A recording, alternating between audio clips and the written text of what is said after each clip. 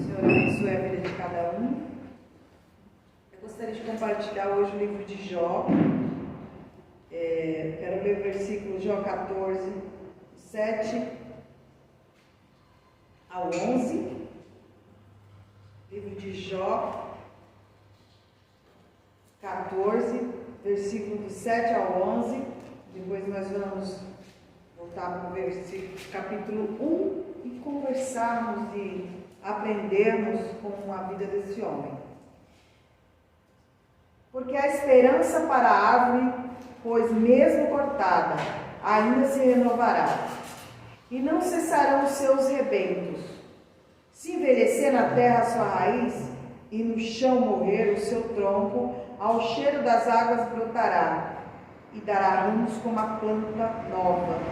O homem, porém, morre e fica prostrado. Expira o homem e onde está, como as águas no lago se evaporam e o rio se esgota a seca. Amém? Pode sentar. Eu busquei muito ao Senhor uma palavra para trazer nessa noite, para dividir com quem está nos assistindo, para dividir com a igreja e também para aprender, para eu aprender, né, junto com ela, mais uma vez. E a palavra que veio à mente foi sobre esperança. Não uma esperança com paciência no Senhor. E quando a gente fala de esperança, de sobrevivência, a gente fala de resiliência, não tem um ser humano mais resiliente do que esse homem. E nós vamos para o capítulo 1 de Jó. É um livro que é uma poesia, é um livro complexo. Eu já inúmeras vezes já busquei assim trazer uma palavra para falar de Jó e não encontro, não consigo descrever o significado dele, sabe? O quanto ele foi importante, como ele reagiu a tudo isso, né? Eu tenho certeza absoluta da estrutura que eu tenho de não suportar o que ele suportou, né? Mas assim, a Bíblia está aqui para nos ensinar que um homem comum, mas um homem cheio do temor de Deus, cheio da confiança e na fé em Deus, ele conseguiu suportar, ele conseguiu vencer, ele conseguiu se tornar uma inspiração para nós. Eu vejo também muitas falas, né, de pessoas que usam inúmeros defeitos, inúmeras falhas de vários homens da Bíblia para justificar os seus erros. Um deles é Davi. Mas dificilmente eu vejo alguém usar Jó como um modelo de integridade, né? Como um modelo, olha, ele passou por tudo isso que esses homens passaram e ele resistiu a todos. Ele suportou a todos. Então, no capítulo 1 de Jó, vai falar sobre este homem. E ele começa falando que havia um homem na terra de Uz, cujo nome era Jó, e começa a falar sobre as qualidades dele. Então começa a dizer que ele era um homem íntegro e reto, e ele era temente a Deus e que se desviava do mal. Duas qualidades aqui, três qualidades já no primeiro versículo, sim, fora do comum. Primeiro, da integridade que ele tinha, e o segundo, que ele era um homem temente a Deus. O livro de Provérbios, ele diz que o princípio da sabedoria é o temor a Deus. Glória a Deus. E ele se desviava do mal. Glória a Deus. Nasceram-lhe 7 filhos e 3 filhas, possuía 7.000 ovelhas, 3.000 camelos, 500 juntas de boi, 500 jumentas, e era também muito numerosa o pessoal ao seu serviço. Então ele era um homem rico, com muitas posses, com muitos servos, ele possuía tudo aquilo que até hoje todo ser humano almeja: poder, posses,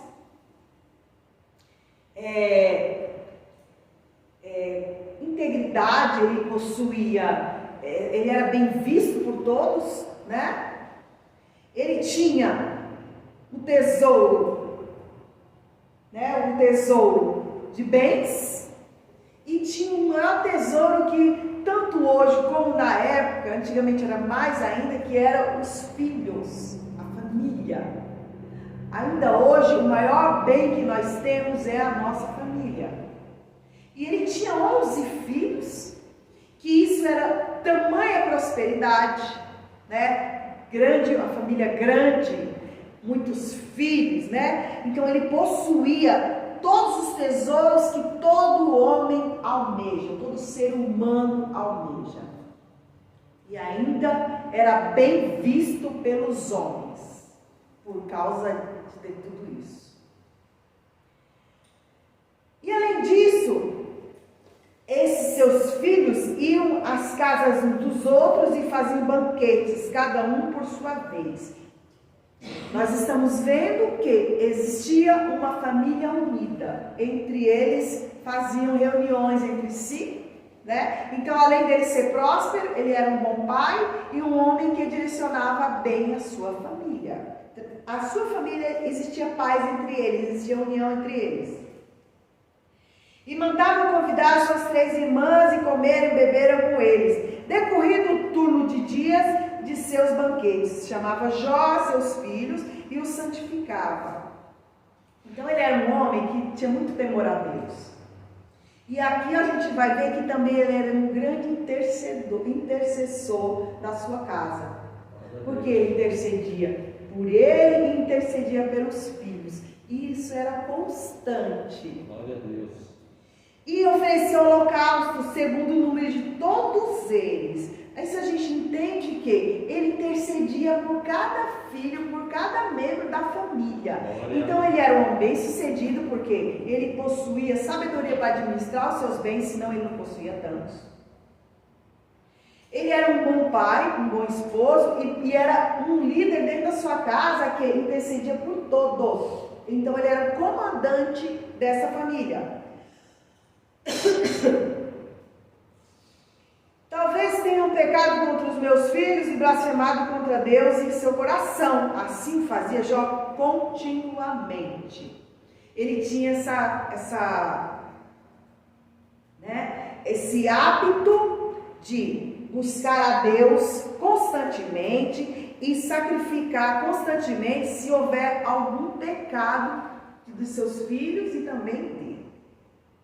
E aí fala que um belo dia, num dia que os filhos de Deus vieram apresentar-se perante o Senhor, veio também Satanás entre eles. Esse versículo me chamou muita atenção, porque eu sou muito curiosa onde foi esse encontro. Porque no céu não foi, porque de lá Lúcifer foi expulso. Na terra não foi, porque Deus fala assim a Satanás: de onde tu vens? E Satanás respondeu ao Senhor e disse: de rodear a terra e passear por ela. Eu estava lá rodeando e passeando por ela. E perguntou ainda o Senhor a Satanás: essa parte é linda, porque nós seres humanos, todos, nós buscamos esses tesouros que Jó tem aqui. Buscamos às vezes com mais intensidade do que os tesouros do céu, do que o temor a Deus, como já foi falado aqui. Quão grande é a nossa correria, né, pelo pão, pelos nossos, para que tenhamos conforto, e não é a mesma qualidade para buscar os tesouros do céu. E nós vamos saber aqui quais são esses tesouros do céu. Às vezes a gente assimila os tesouros do céu como dinheiro, como bens, como propriedades. E os tesouros do céu são outros valores, totalmente diferentes do que a gente acredita ser tesouro. E a gente busca esses esses bens aqui, a gente busca, né, ter posse, a gente trabalha muito para isso. A gente quer também ser notado, né? Ai de nós, quando a gente às vezes fica até deprimido quando alguém não nos nota. A gente não está em evidência, vem até a depressão, de dizer, ah, ninguém gosta de mim, ninguém me se preocupa, ninguém quer saber de mim, né? Porque a gente quer estar sempre sendo notado por pessoas. A gente esquece às vezes que a pessoa mais importante, o ser mais importante que a gente deve se importar se está nos vendo é Deus. E aqui nós vamos ver que além de ser bem visto pelos seres humanos, Jó era bem visto por nada mais nada menos que Deus. Porque é Deus que vai falar o testemunho dele, é Deus que vai falar do caráter dele, é Deus que vai falar agora da credibilidade que esse homem tem no céu. Então, a nossa preocupação está em como pensam de nós aqui, que é importante também, não vou dizer que você também não tem que se importar, porque você é o representante de Deus nessa terra, né? Se você não resplandecer a luz dele aqui nessa terra, você está no caminho errado. Então, é importante sim, né? A forma como você é visto aqui, mas principalmente como que o céu está te vendo. O que o céu pensa de você? O que Deus pensa de você? Aí, no versículo, no mesmo versículo que Deus, que é o 7, de onde vens? Aí ele diz, eu vim de rodear a terra. Aí Deus pergunta a ele, observaste o meu servo Jó? Porque ninguém na terra é semelhante a este homem. Ele é íntegro, ele é reto, ele é um homem temente a Deus e ele se desvia do mal. É a mesma coisa do versículo 1 está aqui. Então respondeu Satanás ao Senhor, porventura, Jó, debalde teme a Deus? Acaso não cercastes com bens a ele em sua casa e tudo quanto ele tem? A obra de suas mãos abençoastes? E os seus bens se multiplicaram na terra. Estende, porém, a mão e toca-lhe em tudo quanto tem, e verás se blasfema contra ti na tua face. Então aqui nós temos um encontro da luz e das trevas. E no meio desse encontro tem um homem que está sendo evidenciado no céu por Deus. E Satanás, em nenhum momento, ele fala que Jó tem tudo aquilo porque ele é um homem obediente. Em nenhum momento ele fala que a obediência que não precisa de muito para obter tudo isso se não obedecer às leis de Deus. Em nenhum momento ele admite que todos os bens que Deus dá a Jó é porque ele é um homem justo, ele é um homem reto, ele tem uma integridade. E ele ainda fala assim, olha, ele só é grato assim contigo porque ele tem tudo isso. E Deus, conhecendo Jó no seu interior, ele diz assim, eis que tudo quanto ele tem está em teu poder, somente contra ele não estenda a mão. E Satanás saiu da presença do Senhor. Então, um belo dia, Jó, sucedeu um dia que seus filhos e suas filhas comiam e bebiam vinho na casa de um de seus irmãos. E começa a acontecer, né, vários fatores na vida de Jó, porque Deus permitiu isso, para testar a fé desse homem, né, que no único dia acontece uma avalanche na vida dele. Uma coisa que eu quero parar aqui é que todo mundo, seja que religião for, conhece Jó. Até quem nunca leu a Bíblia, já ouviu falar da Bíblia, conhece Jó. E conhece o que Jó sofreu, o que Jó suportou. Todo mundo conhece Jó. Talvez nunca tenha lido completo o livro de Jó. Nós vamos fazer um resumo aqui do livro de Jó, né? Da experiência que esse homem teve. Aprender o que ele, com ele, que é possível nós aprendermos com ele sim, né? Pedir a misericórdia de Deus, que a gente não passe por isso, mas que ou já passamos, né? Ou temos situações em que a gente se depara com inúmeras perguntas: por que está acontecendo comigo? Né? Desde que surgiu os tempos, desde a antiguidade, que a gente acredita que um ser humano ele é abençoado pelo que ele possui, né? Pelos resultados dele. Se ele tem muitas coisas, é um homem muito abençoado, é uma mulher muito abençoada, né? Se ele tem posses, é uma pessoa abençoada por Deus. E aqui nós vamos compreender que na ótica de Deus não é assim que funciona. Tem situações que a gente passa que realmente é fruto que a gente está colhendo. A gente está colhendo o fruto que nós plantamos. Mas se tem situações que a gente passa porque Deus quer nos colocar numa nova fase, Ele quer que a gente cresça, né? E não existe crescimento sem passar pela tribulação.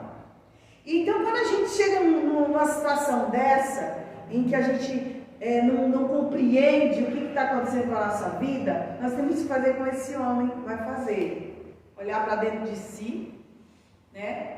Perguntar onde foi que eu errei, buscar em Deus, né, as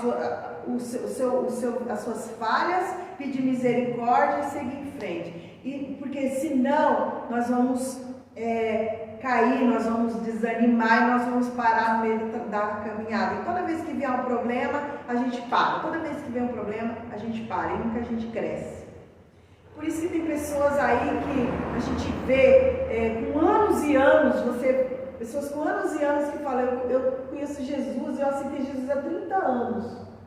E quando você ouve alguém falar assim: eu conheço Jesus há 30 anos, você espera de uma pessoa dessa um nível de espiritualidade elevado, sabe? Um nível de espiritualidade maduro. E a maturidade não quer dizer que não está assimilada à idade e nem o tempo de cristão que ele aceitou Jesus. A maturidade ela está ligada ao quanto você tem estabilidade emocional, ao quanto você consegue dominar as suas emoções, ao quanto você consegue ser uma pessoa, sabe, que se relaciona bem com todos ao teu redor. Isso aí é relacionado à maturidade.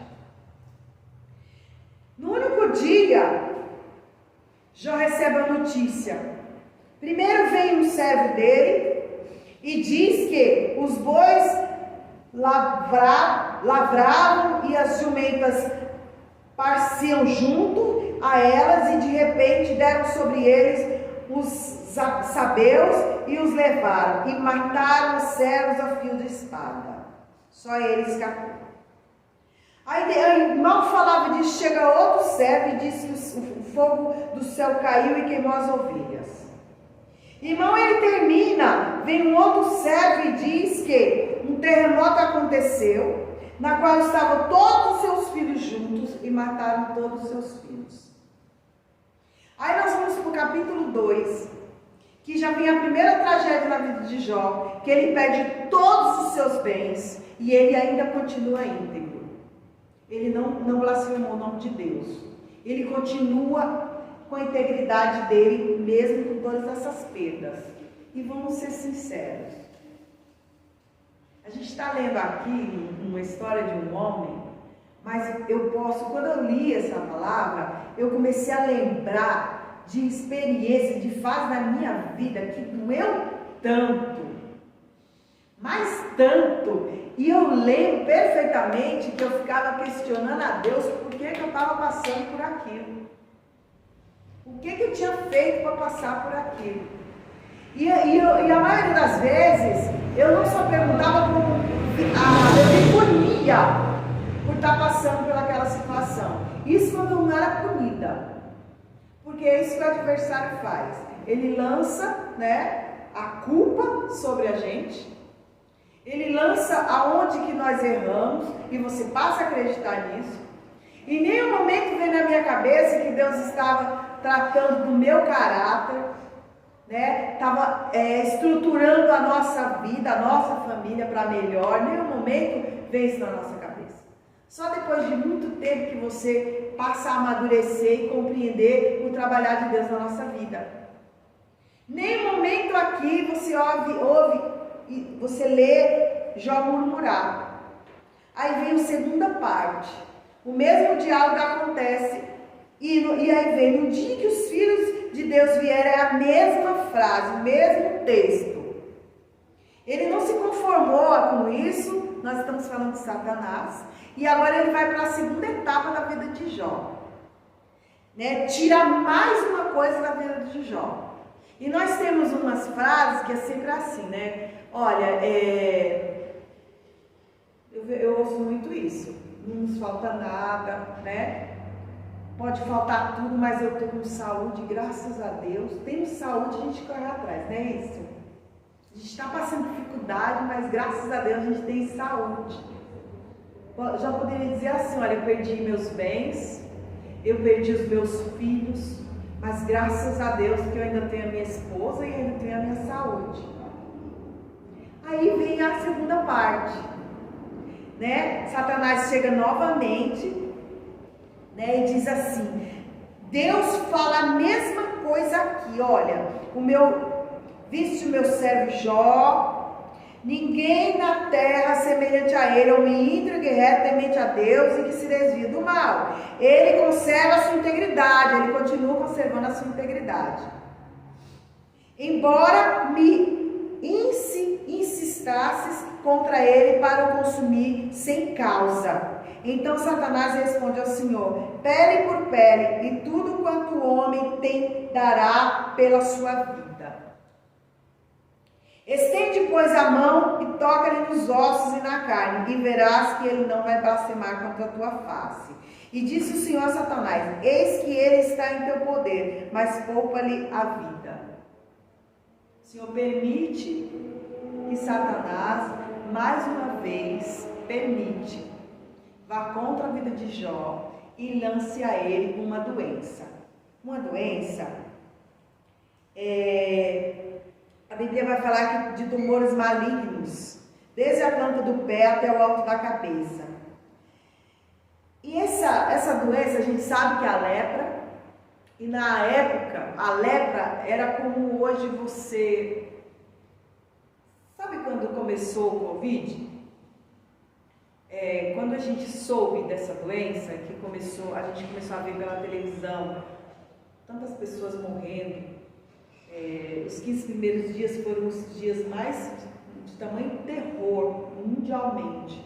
Quando nós vimos aquelas famílias da Itália, né, a televisão colocando corpos, inúmeros corpos, não tinha onde enterrar os corpos. Então nós não tínhamos conhecimento dessa doença, né? Ainda ninguém compreende muito bem essa doença. Hoje, graças a Deus, a gente está aí com as vacinas, mas no começo era uma doença mortal, né? E uma doença que é rápida. Você pegava ela e não tinha cura, como a AIDS, que até hoje não tem uma vacina, mas tem hoje remédios que prolonga, né? Que vai tratando do doente. Então, quem pegava essa doença estava condenado. Esse homem estava condenado à morte por pegar essa doença. E era uma doença que a pessoa que pegava ela, ele era exilado. Ele era colocado, afastado do convívio de qualquer pessoa, porque ela era transmitida com muita rapidez e uma doença que matava, né? Que não tinha cura. E foi com essa doença que Jó foi pego, né? Mais uma vez. E aí nós vamos começar a ver a trajetória dessa vida de Jó, a trajetória desse vale que ele passa.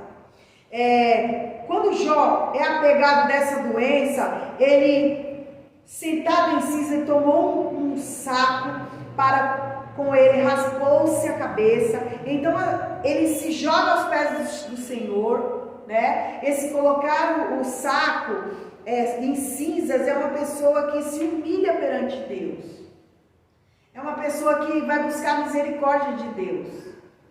E nesse momento, tamanha dor não só para ele, como para a sua mulher, né, que também perdeu. Não foi só ele que perdeu, foi uma família que perdeu o seu ente querido. Foi um homem e uma mulher, foi um casal que perdeu tudo. Ela também perdeu os bens, ela também perdeu todos os filhos. E esse momento a sua mulher diz: ainda conservas a tua integridade. Olha o que a mulher fala para o esposo: você ainda consegue manter a sua integridade. Mais um testemunho, dessa vez dado pela própria esposa dele. Por que você não amaldiçoa esse Deus e morre? Mas ele lhe respondeu: fala como uma doida. Temos recebido o bem de Deus e não recebemos também o mal? Porque quando nós tínhamos o bem bom, nós estávamos felizes, e agora que nós estamos recebendo o mal, você não quer aceitar? Em tudo isso não pecou Jó contra os seus lábios. Até aqui, Jó não peca com os seus lábios. Então nós já vimos que ele sofreu com a perda de bens. Ele consegue resistir. Aí vem a perda da saúde. Ele consegue resistir. Vem uma terceira etapa, que é uma das maiores, assim, vamos dizer, calamidades que o ser humano passa, né? Que é quando você mais precisa, nesse momento que você está passando, sabe aquela luta que você passa, aquele vale, aqueles anos de dificuldade, que você não vê a hora de passar, aí vem uma coisa pior, vem outra pior, vem outra pior, aí tudo que você olha para os seus lados, é incrível, como você não consegue ver ninguém que possa estender a mão. Muito pelo contrário, se você estender o braço e procurar, é capaz de alguém roubar teu braço, levar teu braço junto. É nessas horas que a gente vai evidenciar aqui. A Bíblia vai dizer que vem os amigos de Jó, vem 3 amigos de Jó, ficam sabendo o que acontece com ele e resolvem ir até ele, né, saber o que aconteceu com o amigo dele, saber o que aconteceu com os bens dele, com a família dele. E vai esses 3 amigos até ele com uma missão. Se você vê uma pessoa passando dificuldade, né, você sabe de alguém que está passando uma grande necessidade, você tem um amigo que está passando por uma grande luta, o que você faria no lugar? O que você faria ao ir visitar uma pessoa dessa? O que você faria quando você vê alguém precisando de você? Automaticamente eu compreendo que eu tenho que levar o quê? Eu tenho que levar consolo, eu tenho que levar ajuda. Se eu não puder ajudar de uma forma, eu vou ajudar através de quê? Consolando a pessoa. Se você vê uma pessoa que perdeu um familiar e ele está sofrendo muito, o que você leva para essa pessoa? As condolências, né? A gente leva nossos sentimentos. Se você vê uma pessoa passando necessidade, de fome, de falta de vestes, o que você leva para essa pessoa? O alimento, né? As roupas. Se você vê uma pessoa que está passando por uma grande tribulação, está passando por uma depressão, está passando por uma aflição, o que você leva para ela? Uma palavra de sabedoria, uma palavra de conforto. Foi isso que esses amigos foram até ele. Era o que eles deveriam ter feito. Levar, né, consolo, dar força a Jó. E a Bíblia fala que eles vão com essa intenção. É tanto que eles vão, e eles chegam lá e eles ficam assim, desolados com o que veio. Eles ficam 7 dias em silêncio. Sabe, eles praticamente passam ali por um luto diante de Jó. Aí passa esses 7 dias, eles começam a falar. E engraçado que os 3, eles tinham a mesma leitura daquela situação. Eles foram lá para ajudar Jó, para consolar ele, para ajudar naquele momento mais difícil. Assim eu entendo o que está aqui. E os três têm a mesma leitura igual sobre a situação que Jó está passando. E essa leitura, pergunto eu a vós que estão aqui e a quem está assistindo, se é diferente da nossa. Como é que a gente encara uma pessoa que está passando por uma grande dificuldade, se é diferente desses homens? Porque a leitura dos três era a mesma. Você está passando por isso porque você pecou. Na nossa ótica, né, a ótica humana, a gente acha que uma pessoa, quando ela está sofrendo, é porque ela cometeu algum pecado. E às vezes a gente dá até um bonzinho. A gente vai até a pessoa, né, vai oferecer as nossas condolências, vai oferecer a nossa ajuda, mas dentro de nós está dizendo assim: também ele fez isso, também ela fez isso, por isso que está passando por isso. Sabe por que eu estou falando isso?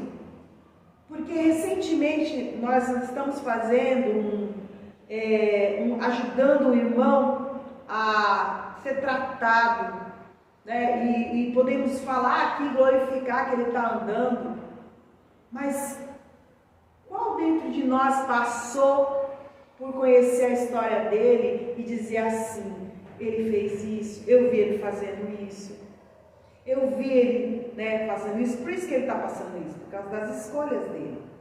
Quanto de nós não fez igualzinho esses homens? Ele está passando isso porque ele pecou. E como eu já disse, provavelmente, né, muitos passam por isso porque pecou, porque está colhendo o fruto que plantou, mas também Deus trabalhando para que mude de nível, para que cresça, para que tenha mais intimidade com Ele. Mas dentro de nós tem o mesmo pensamento, a mesma leitura que o ser humano quando sofre porque ele fez alguma coisa. Esses homens falam que Jó está passando por isso porque ele cometeu o pecado. Todos os três falam a mesma coisa. E eles não ajudaram Jó, eles atrapalharam Jó. Né? Ao invés de ajudar, de dar força, ou então só ficar ali caladinho do lado, eles começaram a inflamar mais ainda a situação. E são muitos capítulos. Muitos capítulos vão falar isso. Aí olha, o capítulo 5 é todo direcionado a um amigo, ele faz. Aí vai o 6, Jó se justificando. Se nós formos ler aqui, nós vamos ficar aqui 1 ou 2 horas falando. Então nós vamos resumir. Eu só sei que depois desses amigos inflamarem tanto a situação essa que foi chamada para ajudar, tornaram a situação dele muito pior. Porque ele começou a querer provar, mas eu não fiz nada. Eu não fiz nada.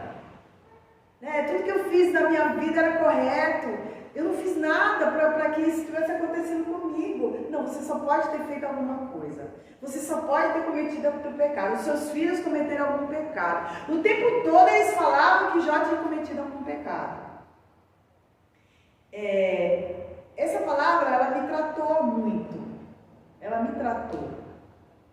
Porque dentro de nós existe esse jugo, né? Tem pessoas que Deus envia para a nossa vida, para a gente ajudar, e ao invés da gente ajudar, a gente vai julgar. Né? Deus nos testa. Ele coloca, eu lembro disso porque eu tinha um ditado que para mim só parecia curva de rio. Eu tinha isso na minha ignorância. Até Deus me fazer entender que Deus enviava aquelas pessoas para que a gente ajudasse elas, para que elas encontrassem a luz. Né? E a gente pede a oportunidade de ajudar aquelas pessoas que vêm até nós, que estão sem direção, e ao invés da gente ajudar, a gente vai procurar os defeitos. Se a gente souber os defeitos dela, se torna pior ainda, porque a gente vai apontar os defeitos dela. Né? E a nossa mão, que deveria estar estendida, se torna um juiz que fica apontando a toda hora: eu sei o que tu fez, eu sei quem tu é, tu não tem jeito.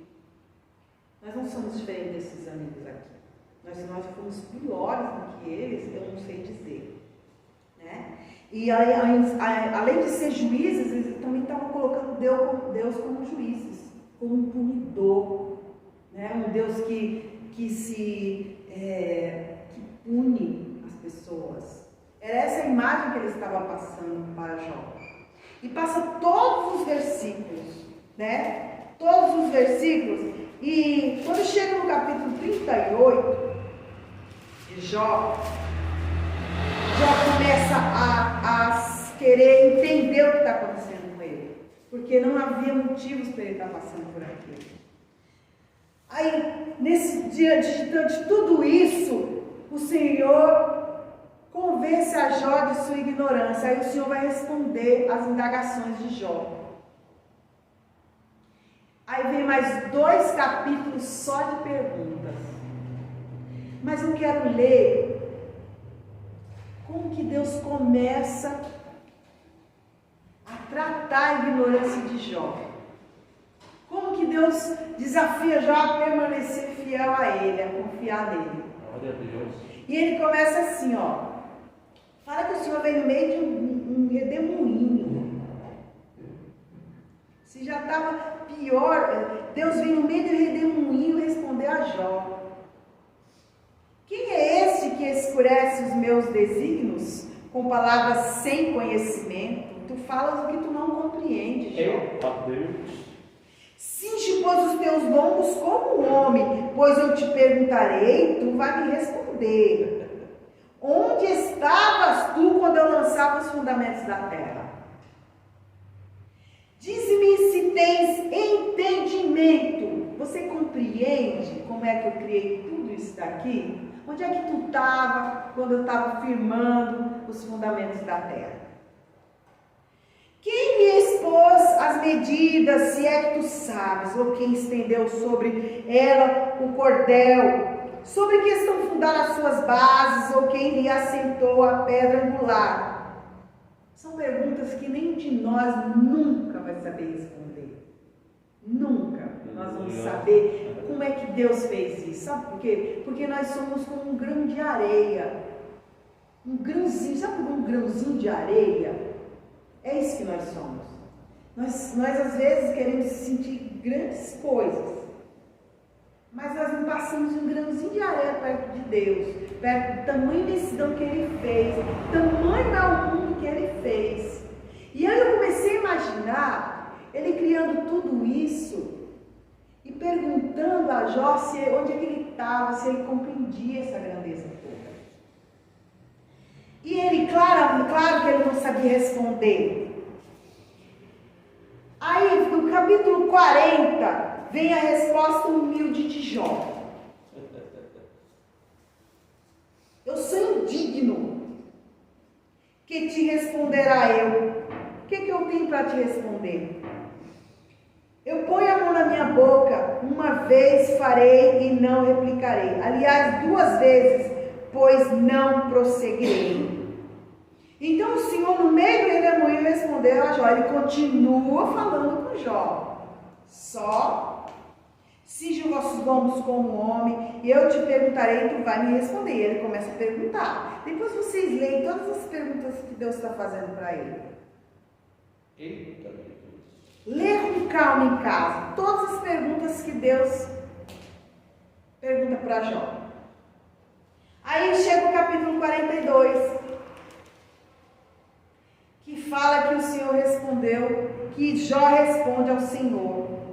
E agora ele responde de uma forma bem humilde, né? Depois de apanhar tanto, como a gente diz, né? Com tantas perguntas sem respostas, que não tinha como responder. E ele responde ao Senhor: olha, Senhor, eu sei que tudo tu podes, e nem dos teus planos pode ser frustrado. Quem é aquele, como disseste, que sem conhecimento encobre o conselho? Na verdade, eu falei do que eu não entendia. Coisas maravilhosas demais para mim, coisas que eu não conhecia. Escuta-me, pois, havia dito, e eu falarei. Eu te perguntarei e tu me ensinarás. Eu te conhecia de ouvir falar. gente leu que Jó era um homem temente a Deus. Ele acreditava conhecer a Deus. Ele acreditava, a gente, ser humano, tem uns que acreditam muito mais que tem todo o mapa de Deus, que conhece tudo de Deus, que está fazendo certinho a vontade de Deus, né? Que estudou tudo sobre Deus, todos os livros, é uma pessoa, sabe, totalmente, tudo que você perguntar sobre Deus, a pessoa sabe. Eu acho que era isso que Jó achava que ele era, sabe, um teólogo, vamos dizer assim, uma pessoa que estudou tudo, do A a Z sobre Deus. Aí quando vem a tribulação, quando é de tirar das bases, né, aquilo que ele acredita que é firme, aí o cidadão ou a cidadã se depara que não sabe de nada, né? Eu ouvia falar de ti, mas agora com toda essa experiência que eu passei, que foram perdas, que eu passei por essas perdas, e nessas perdas eu estou te vendo. É isso que ele está dizendo. Eu te conhecia de ouvir, mas agora os meus olhos estão te vendo. Por isso me abomino, me arrependo no pó e nas cinzas. E isso aqui é tão interessante, porque eu também ouço falar muitas pessoas dizer que falou com Deus, que viu Deus. E quando a gente tem um encontro com Deus, quando a gente é transformado por Deus, o nosso caráter ele é mudado. Não tem como a gente ter esse encontro e continuar igual. Quando a gente tem um encontro com Deus, a primeira coisa que a gente é se voltar para si e ver as nossas falhas. É ver o nosso pecado. É rasgar as nossas vestes, sabe? É colocar o nosso pó, a nossa cara no pó. É essa aqui a experiência que a pessoa, quando tem um encontro com Deus, ela passa. E aí ela começa uma nova história, uma história nova, de um caráter novo, de uma linguagem nova, de um comportamento novo. É assim que é a vida de uma pessoa que tem um encontro com Deus. Está relatado aqui através da vida de Jó.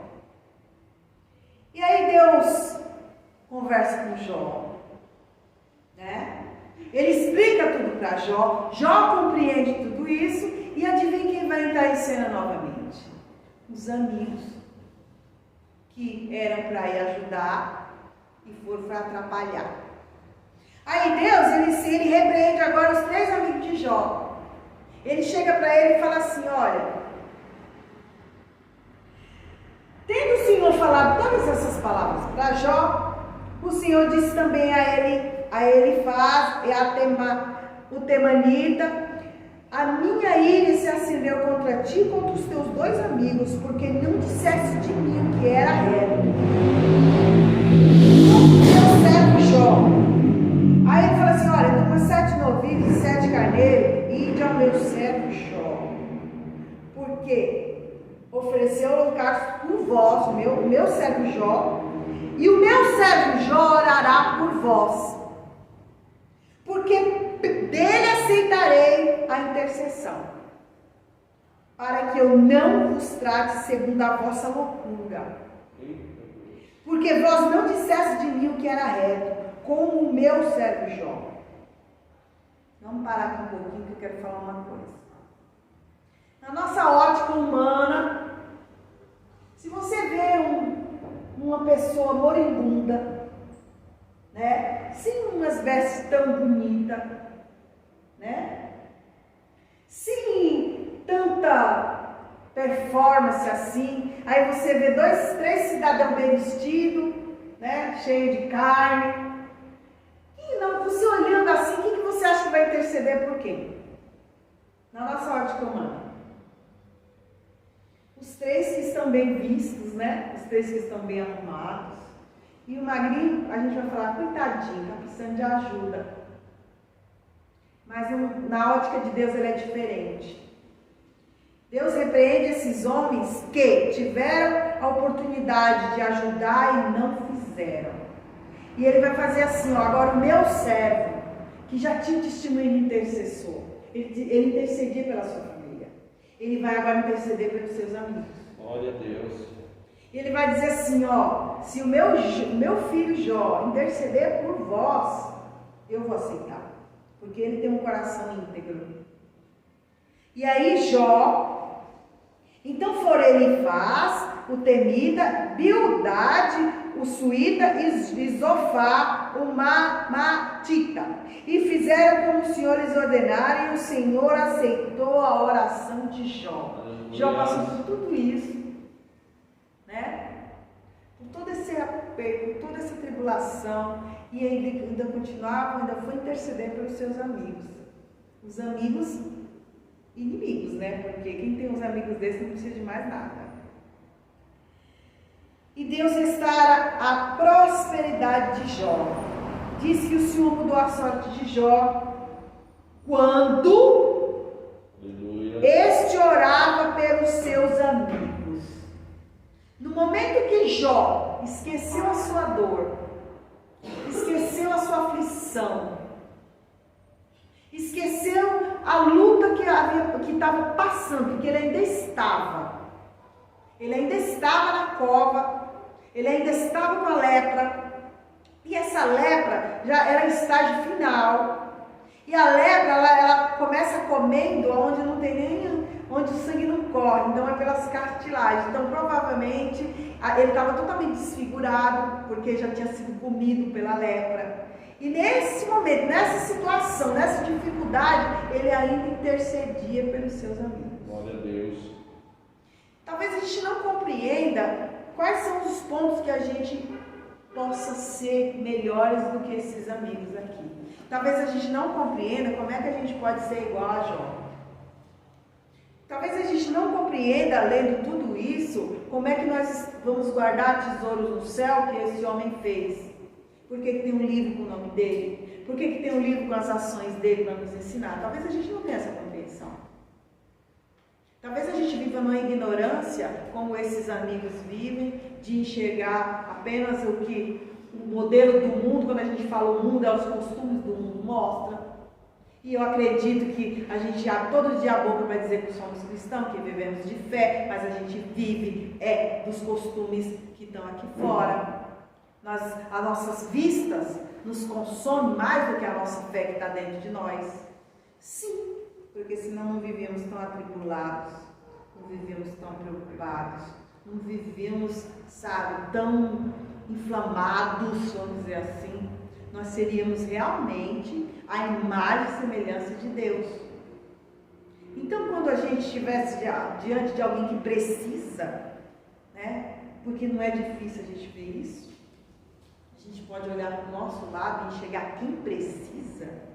A gente verdadeiramente se condoleça, a gente verdadeiramente se coloca como aquilo que a gente fala, como um cristão, e estenda a mão. Se coloca como um bom samaritano, né? Que passa o sacerdote, que é quem devia ajudar, não ajudou. Passa o levita, que poderia ajudar, não ajudou. Né? Isso é uma lição para nós, que todos os dias abrimos a boca e dizer: eu sou cristão. E o próprio Jesus fala assim: olha, você vai me ajudar quando você vê uma pessoa com fome e ideia de comer, quando você vê alguém com ideia de vestir, né? E aí quando você fizer isso, você vai estar me ajudando, você vai estar me abençoando. Eu tive fome e tu não me deste de comer, eu tive frio e tu não me vestiste, eu tive aflito e tu não foi lá me visitar, eu tive preso e tu não foi me visitar. A gente não é diferente desses amigos de Jó. Tamanha hipocrisia é a nossa vida. E uma vida cega, e uma vida de ignorância. Porque falamos todo dia o nome de Deus, mas somos passe de falas.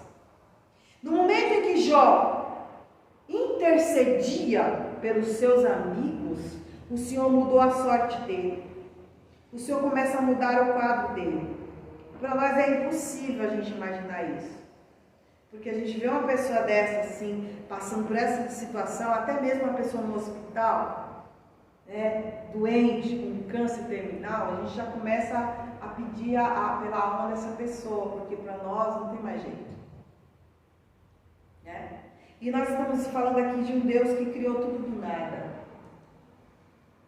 E eu imagino o Senhor restaurando a vida de Jó. Restaurando a pele dele, restaurando o externo dele, a carne dele, porque dentro dele estava intacto, por dentro dele estava tudo intacto. Ele continuava vivo, só o exterior dele estava acabado. Aí o Senhor começa a restaurar, né? A trazer de novo as cartilagens, a trazer de novo a pele, né? Imagina Deus restaurando a vida desse homem. E Deus não só lhe trouxe tudo que ele tinha, mas tudo em dobro. O Senhor lhe deu o dobro de tudo que ele antes possuía. Então vieram a ele todos os seus irmãos e todas as suas irmãs e todos quanto dantes o conheceram e comeram com ele em sua casa. E se condoeram dele e o consolaram de todo o mal que o Senhor lhe havia enviado. Quem foi que tirou todas as riquezas de Jó? Foi o Senhor? Foi Deus?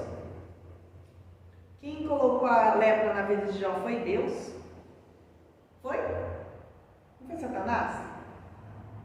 Em nenhum momento aqui dá crédito ao diabo. Nenhum momento. Na verdade, no Antigo Testamento você não vê nenhum tipo de aflição e tribulação que o povo passa, ninguém dá crédito ao diabo. Sempre foi Deus, foi Deus. Nós estamos passando por isso porque nós fomos desobedientes. Deus fez isso por causa da nossa desobediência. Sempre atribuído a Deus, nunca foi dado crédito a Satanás. Cada um lhe deu um dinheiro, um anel de ouro, assim abençoou o Senhor no último estado de Jó mais do que o primeiro, porque veio a ter 14.000 ovelhas, 7.000 camelos e 20.000 filhos e 3 filhas, e chamou o nome, aí ele pôs o nome das filhas, e em toda aquela terra não se acharam mulheres tão formosas como as filhas de Jó. Seu pai lhe deu herança entre seus irmãos, e depois disso Jó viveu 140 anos, e viu seus filhos e filhos e seus filhos até a 4ª geração, e Jó morre velho e farto de dias. Glória a Deus. Dizem que Jó viveu durante 200 anos. O livro não fala exatamente que época que aconteceu isso, mas pela idade que ele vive, dá para se entender que ele era lá da época, né, dos patriarcas que viviam tanto, que viviam 170, 180, 200 anos. Não dá para a gente saber a época. O que dá para saber é que ele suportou todas as aflições e venceu. A generosidade, né? A empatia, integridade, liderança, uma liderança notável, mesmo em meio à dificuldade, ele não perde isso. Glória a Deus. E essa palavra para esses dias que a gente está passando de tamanha dificuldade, de perdas, nós não perdemos entes nossos, mas perdemos amigos, nós perdemos irmãos, né? E doeu muito, perder os irmãos doeu muito, né? A gente imagina como cada família passa, o que cada família está passando, e que não fica apenas naquele dia, naquele, olha, eu sinto muito, não, que você tem empatia pela vida deles, pelas famílias que estão perdendo irmãos, sabe? Às vezes a gente acha que não pode fazer nada. Você pode sim, você pode sair do seu egoísmo, eu posso sair do meu egoísmo de buscar só para mim e orar por essas pessoas. É muito, porque a gente sabe a importância que tem a oração. É muito a gente, sabe, interceder por elas. É muito, seja um intercessor, sabe, dentro da sua casa, com a sua família, cuide da sua família, sabe? Filhos, interceda pelos seus pais também. Também precisam. porque eles são os cabeças do seu lar e eles estão o tempo todo sendo alvos. Então vocês também precisam interceder por eles, intercedam por nós.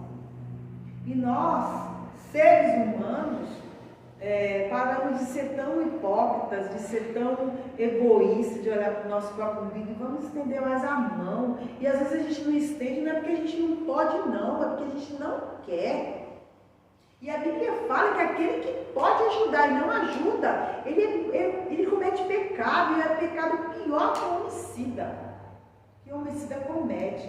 Então a gente, sabendo que pode ajudar e não ajuda, olha o que a gente está fazendo. Está sendo contrário ao que a gente está falando. Então não é uma reflexão, né? Não pode faltar reflexão na nossa vida. A gente não pode passar assim como se nada tivesse acontecido. A gente todos os dias tem que parar e refletir. Cada palavra que sair da nossa boca para murmurar ou reclamar precisa ser refletida, né? Porque estamos com saúde. Temos a Deus nos guardando, temos uma família, tem pessoas que perderam tudo. Amém? Amém. Vamos ficar de pé, pela graça de Deus. Eu tinha preparado um louvor, mas já passou bastante do horário para a gente louvar. Outra hora a gente louva. E vamos essa noite só agradecer e a aprender com a vida desse homem, né? Aprender a parar de querer se mostrar para as pessoas e querer que Deus nos veja, que Deus dê esse testemunho nosso, né? Que a luz dele resplandeça na nossa vida, com as nossas ações, com os nossos atos, com as nossas obras. E que a gente não seja juiz, né? Várias lições aqui nos ensinaram, uma delas é não ser juiz uns dos outros.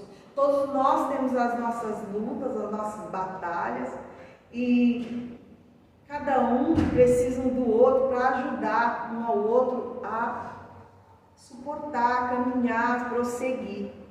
Então vamos nos ajudar uns aos outros e não condenar uns aos outros.